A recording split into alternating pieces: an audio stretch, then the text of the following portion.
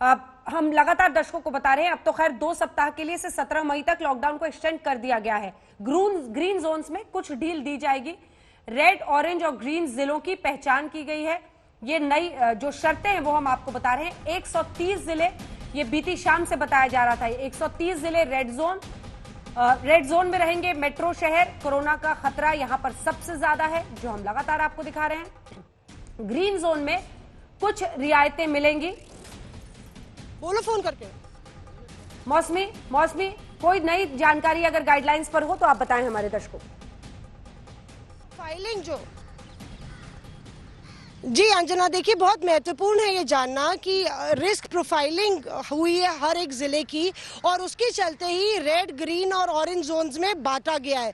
सबसे बड़ी बात ये है कि जो रेड जोन में जिले हैं उनमें भी कंटेनमेंट एरिया और बफर जोन्स होंगे, यानी कि जो कंटेनमेंट जोन्स हैं और उनके इर्द गिर्द जो पेरिफेरी में बफर जोन्स हैं, उसके अलावा अगर वो जिला रेड जोन भी है तो उसमें भी जो है कुछ रियायत बरती जाएगी, और इसकी गाइडलाइन हर वीक स्वास्थ्य मंत्रालय अपडेट करता रहेगा। तो यानी कि अगर रेड जोन में भी जितने जिले हैं उनमें भी कई जगह जहां जो कि कंटेनमेंट जोन से दूर है वहां पे नॉर्मल एक्टिविटी हो सकती है।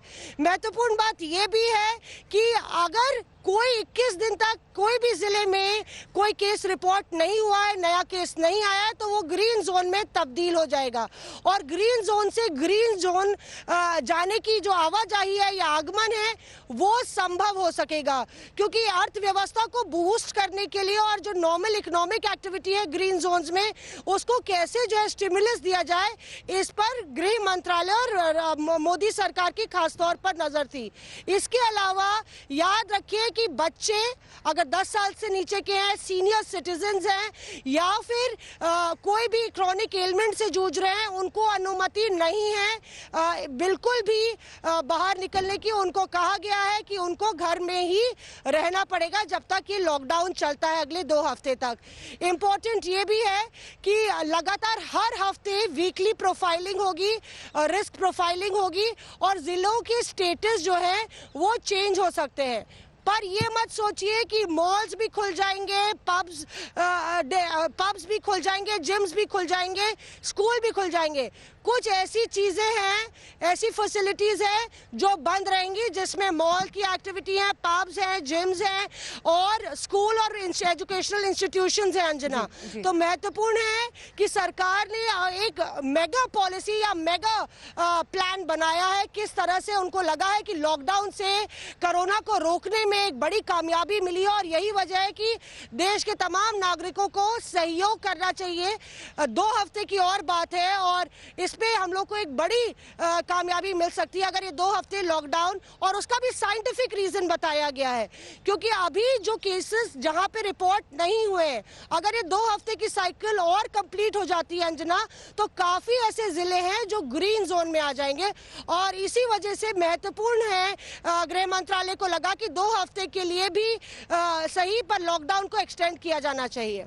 बिल्कुल, और जो बातें आपने बताई, अगर उसको हम क्लासिफाई करें अलग अलग तरीके से, ये सभी को इंतजार रहेगा कि रिपोर्ट कार्ड की तरह जिस जिले में वो रह रहे हैं वो रेड में है, ऑरेंज में है, ग्रीन में है। रेड जिले जो लगातार है उसकी जानकारी हम भी दे रहे हैं, लेकिन कुछ ही देर में वो सूची भी आ जाएगी जो हम दर्शकों को बताएंगे। दर्शक बने रहे हमारे साथ। लेकिन किन फैक्टर्स पर ये red zone, orange zone, green zone बनाए गए हैं, ये भी बहुत महत्वपूर्ण है मौसमी। 21 दिन से कोई केस नहीं आया, वो ग्रीन जोन, लेकिन रेड जोन बनाने में डबलिंग रेट क्या रही उस शहर में, उस जिले में, डबलिंग रेट कोरोना के केसेस की, टेस्टिंग की क्या स्थिति है, जो सर्वेलेंस है, यानी कोई भी ऐसा व्यक्ति जो कोरोना संक्रमित पाया गया उसकी कॉन्टैक्ट ट्रेसिंग और फिर सर्वेलेंस जो वहां पर किया जा रहा है, जो निगरानी रखी जा रही है, इन सबको नजर में रखते हुए ये रेड जोन्स बनाए गए हैं।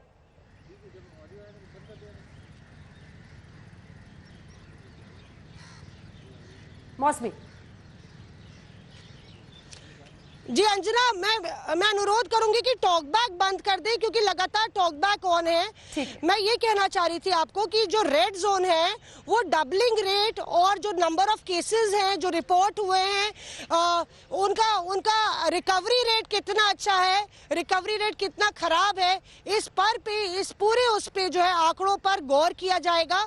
और ये मत सोचिए कि अगर कोई ग्रीन जोन में है तो वो दोबारा रेड जोन में नहीं जा सकता। 21 दिन का पीरियड है। अगर कोई जिला जो रेड जोन में है और 21 दिन तक उनको केस रिपोर्ट नहीं होता है तो उनको ये रियायत बड़ी दी गई है और एक रिवॉर्ड के तौर पे है, पर उनको स्टैंडर्ड प्रोसीजर्स फॉलो करने पड़ेंगे ताकि दोबारा वो रेड जोन में ना आए। और उसके लिए भी गृह मंत्रालय ने जो गाइडलाइंस है वो निर्धारित की है। मैं आपको ये भी बता रही थी कि किस तरह से कुछ एक्टिविटीज हैं जो एंटरटेनमेंट एक्टिविटीज हैं वो भी रोकी गई हैं। वो इसलिए है क्योंकि कई जोन्स आपस में मिल सकते हैं एक एक्टिविटी को कैरी आउट करने के लिए, और यही वजह है कि इंस्टीट्यूशंस, जो जिम्स हैं, जो शॉपिंग मॉल्स हैं, मार्केट प्लेसेस हैं, उनको अनुमति नहीं दी गई है।